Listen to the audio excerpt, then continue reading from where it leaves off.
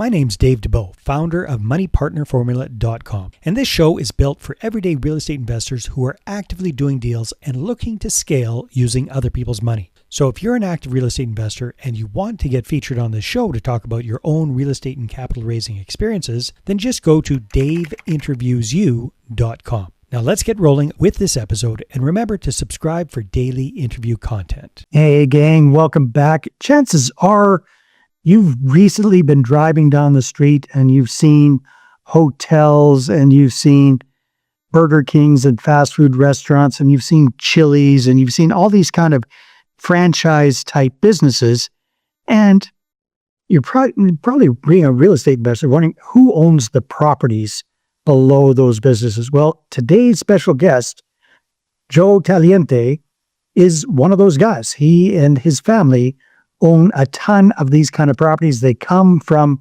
the franchise industry themselves. They were smart. They bought the properties.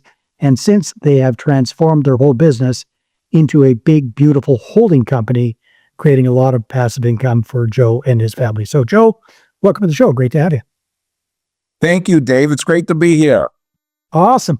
So Joe, let's zoom out for a second and let's go back a few decades and let's talk about how you got started in this whole wild and crazy world of franchises, then real estate holdings, all that good stuff.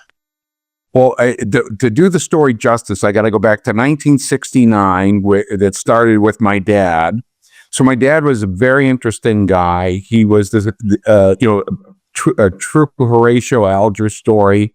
He was the son of Italian immigrants.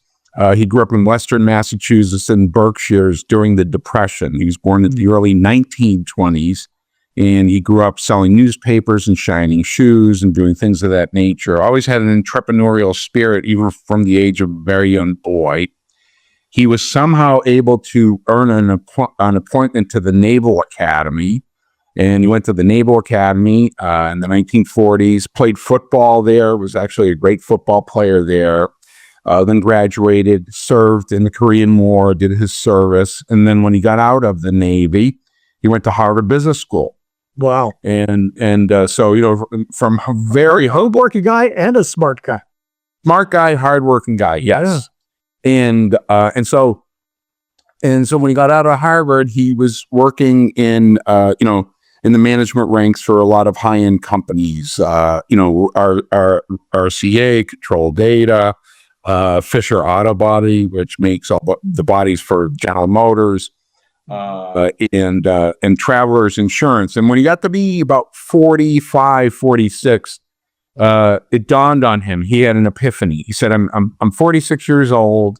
I have a young family, and I'm working here at Travelers, and at some point in time, they're going to let me go and replace me with someone half my age for half my pay, and I'm going to be in a world of hurt here.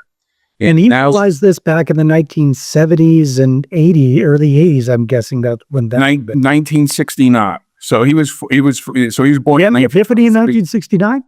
He had the epiphany in 1969. He said, "Now is the time for me to do this."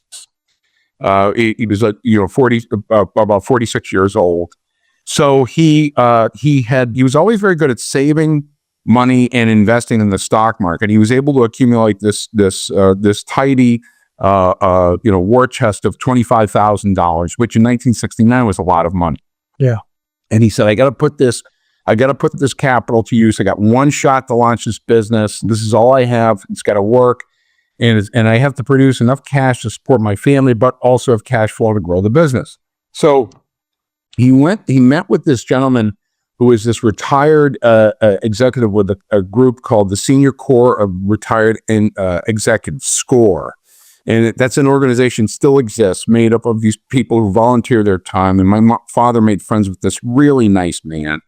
And he said to him, if you want a business like that, I suggest a McDonald's franchise. So my father contacted McDonald's, actually spoke to Ray Kroc himself. And Ray said, Joe, we would love to have you. Are you kidding me? Navy football star, Harvard Business School. We would love to have you here. Here's the problem.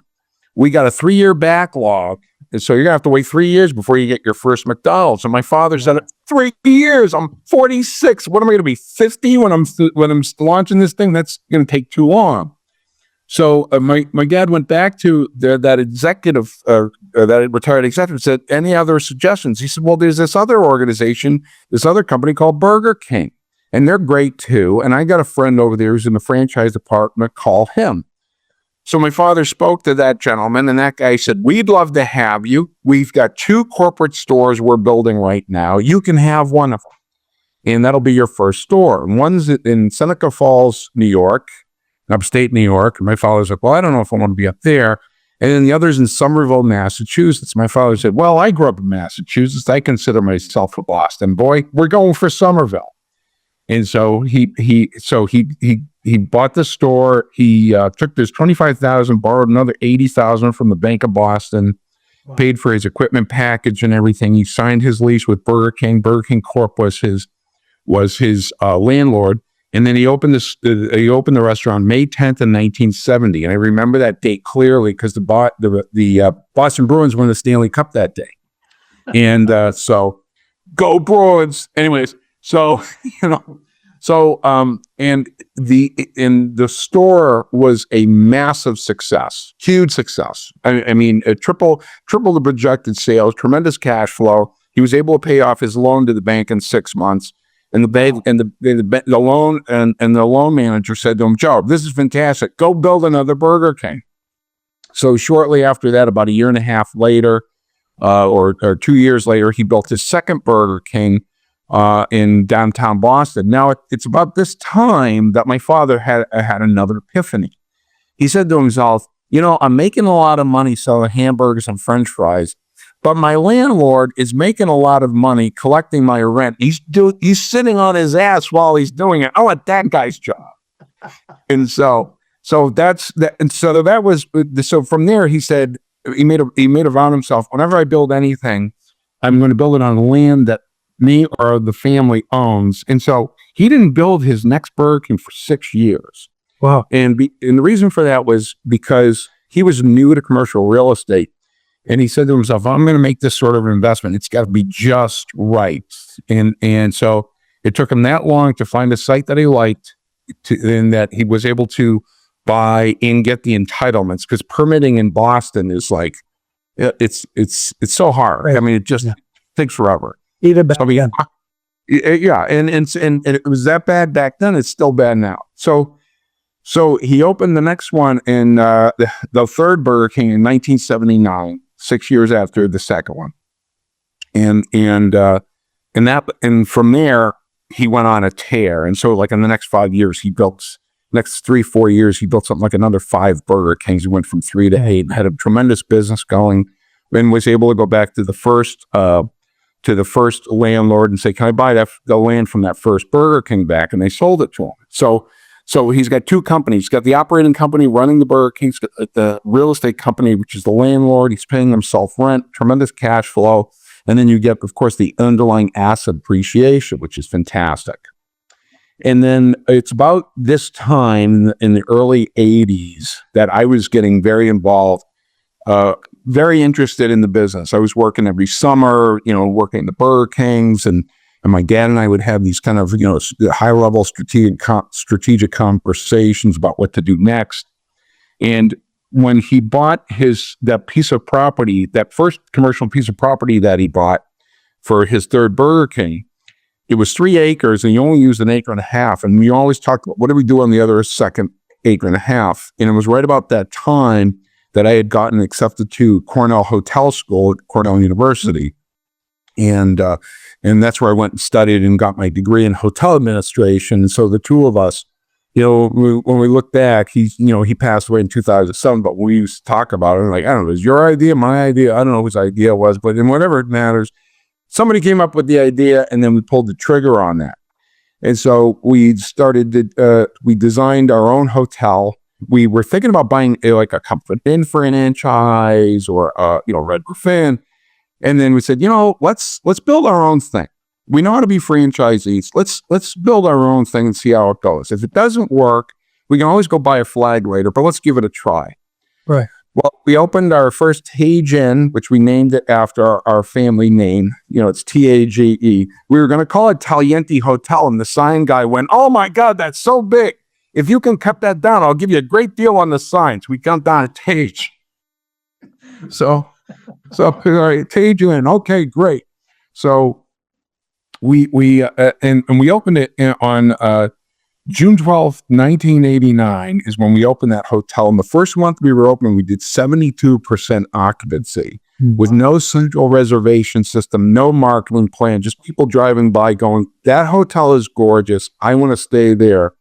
And within, and people were calling us left and right. "We want you to develop one of those near us. And would you sell franchises?" So we were doing all sorts of wonderful things with our hotels. And then from there, we continued to build more Burger Kings. We bought a hotel out of foreclosure and did a conversion, which was, just a wonderful opportunity for us.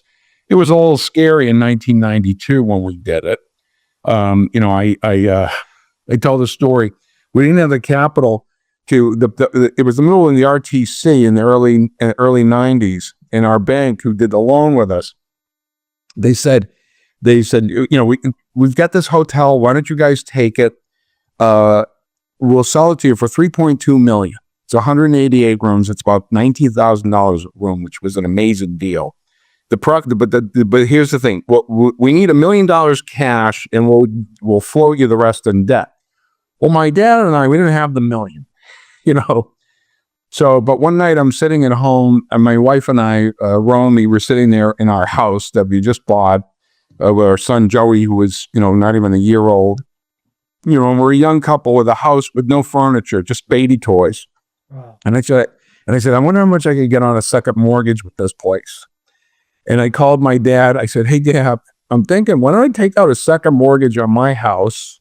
And I can probably," and he goes, "How much you think you can get out of it?" I said, "I don't know, 350, 400. What do you think?" He goes, "Yeah, I think it's 350, 400. And he goes, and he says, "I can do the same thing." I said, "Well, what do you think you can get?" He goes, "I think I can get like 400. And I go, "And what about the rest?" He goes, "We can probably scrape it up out of the Burger Kings." So that's what we did. We bootstrapped. He says to me, "Go ask Romy if that's okay. Ask your what." So I go to my wife, Romy. She's standing in the kitchen with Joey on her hip. And I go, "Hey, my dad and I want to buy this hotel out of foreclosure. I'm going to take a second mortgage on this house. He's going to take a second mortgage on his house. Are you okay with that?" And she goes, "Your dad's going to do it too?" And I go, "Yeah, he thinks it's a good idea." And I go, "Yeah." And she goes, "Well, if it doesn't work out, what's going to happen?" I go, "Well, we're going to move in with your parents, So she goes, "Oh, Say, we're going to bring my dad with us." That's right. We're bringing Dad with us too." So he said, "Okay," because she's so, she still is, my wife is still she is the best decision I've ever made in my life. Nice. Of all the decisions. And so it ended up working out great. We bought the hotel, we renovated it. We still own that property to this day. And so I'll segue into that. Around 2000, after we built up this wonderful operating company and portfolio of real estate, the family decided to pivot towards a more of a holding company sort of position. And, a little bit more on the passive side of things instead of so active. Yeah. Exactly. I mean, we had members of the family who were like, "No, I don't want to work with private equity. And this, a lot of debt scares me." And I said, "Okay, let's pivot into something that's a little bit more stable and passive." So at that point, I commenced to doing these orchestrated sort of reverse sale leasebacks, for lack of a better way to put it. I communicated with Burger King. I said, "Are you interested in buying these Burger Kings?" I started with them because, they have a right of first refusal. If they had said no, I said, "Great, let me go talk to the franchise community." Right. But they immediately said, "Yes, we want to buy them." And we know that the real estate's important to you. You can keep the real estate. So we sold them the Burger Kings and did long-term triple net leases with them. Then I did the same thing with our portfolio of hotels, sold the hotel cluster to La Quinta Hotel Corporation, did long-term triple net ground leases. And then we had one full-service restaurant that we owned, and I did the same thing with that. But then I did 2 build-to-suit deals, one for Chili's and another for O'Charlie's. And so when everything was said and done, we took all the proceeds, paid off all of our debt, and then made distributions to all the members of the family. Went from 450 employees down to 5, and evolved into this family held holding company that holds this real estate today. And I think overall it's worked out great. And there's been some wonderful opportunities in there, Dave. One of them was that hotel that we bought out of foreclosure had a tennis court on it. And I saw that tennis court was just wasted space. We had 9 acres of property and it was just wasted space. And I said to myself, I'm going to develop a restaurant there. And so I did a build to suit for Chili's there. And that was basically on free land. And so that was one of those sort of like infinite returns. And what I ended up doing is actually I got the property all set up and entitled and so forth. And I said to Chili's, I go, knock yourself up, build whatever you want, go at it. And it really worked out great. So I've been doing all the talking, Dave, and it's your podcast. That's what it's all about, is asking me questions. That's a fascinating story, Joe. So, hey there, if you're a capital raiser, a syndicator, or a fund manager, and you're looking for a steady flow of incoming accredited investor leads, then go ahead, grab a free copy of my new book, How to Get 20 Accredited Investor Meetings Every Month Without Cold Calling, Networking, or Chasing People. You can get that at 20accreditedinvestorsbook.com. Again, that's the number 20accreditedinvestorsbook.com. So you've had the holding company basically just holding these properties, triple net leases, for how long now? You said since, like, when would you got to sell off all the franchises and consolidate just the properties? We sold the Burger Kings in 2000, and then over the course of the next 5 years, I did structured deals on the restaurants and then hotels, and then I did the last deal. I did it. I completed the build to suit with Chili's in 2005. So it's been about 20 years. So 20 years. Now, during that time, have you just kind of concentrated on optimizing the current portfolio? Have you bought more properties? What does the business look like? So in that time, I've done exactly that. Been, managing the asset, doing more of an asset management role, communicating with the tenants. In some cases, the thing is with me is, although I'm a real estate owner, my operator hat is still on. So if I go into one of my old properties and I see, there's a pothole in the parking lot or there's trash, I will contact the company and go, you need to take care of the property. That's part of the lease agreement. And in some cases, I've had to be very forward with that. We recently brought in a professional property management company to help us and help me, and they've been fantastic. They've been wonderful. Bringing them on has upped our game, and which has been great. So that's really what we've been doing with that. For myself personally, I've been focusing attention as well on I like investing in entrepreneurs and doing mentoring and coaching and teaching. So I teach as an adjunct professor at Boston University. I teach franchising there, and which I really enjoy. And then I've assisted in the launching of some startups. One in particular is a robotics company called Talos, which is based in Austin, Texas, and they were launched in Ithaca, New York. I met the founder. There was a young student at the hotel school, and I was chatting with him when I was doing some mentoring up there. And I said, "What do you want to do when you graduate?" He said, "I want to build a robotics company that builds robots that clean hotel rooms."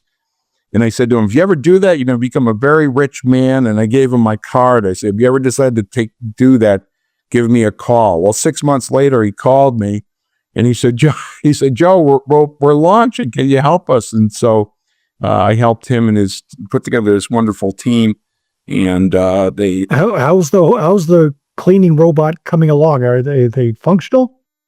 well they're in they're up and running. They've been they just celebrated their 10th anniversary. They are in, I think the last time I checked, Micah Green, the CEO, was this tremendously brilliant, young, talented entrepreneur. He told, I think they're in something like 650 properties around the world. Wow. Caesar's Palace is one of their clients who loves having them. And they, and these machines that they built, I mean, you take a sledgehammer to this thing, it's going to keep going. It's going to keep cleaning things. It's really remarkable. Does it make beds and everything, or what? It doesn't make beds. That's the golden dream days. Yeah. But the more practical, and with AI, with the introduction, I was talking to a couple of months ago. I go, how is AI coming in? He's like, well, we're building the brain that's in the machine is getting smarter and better, and so it's fantastic. And so, that's the ultimate, is to have that sort of full blown system. But right now it kind of vacuums and tidies up and cleans the bathrooms, kind of thing. Exactly. And the return on investment on these, if you're somebody who owns a hotel and you are trying to create, improve efficiency, improve profitability, you got to go look at this company, because it's just, the track record is, they just have reams and reams of historical data that this thing, makes the housekeepers, they work faster because this thing works alongside them. It reduces, employee injury costs, because, a housekeeper doesn't have to bend over as much. Right. And these things, they pay for themselves literally in a matter of months, and then they just keep going and going and going. So that's amazing. So Joe, you've been a very go guy all your life. It sounds like your dad definitely was as well. Last 20 years have been kind of a lot less stressful, I would think, for you, from 450 down to 5 employees, and basically kind of doing property management, teaching a bit on the side. What exciting things do you have coming down the pipeline?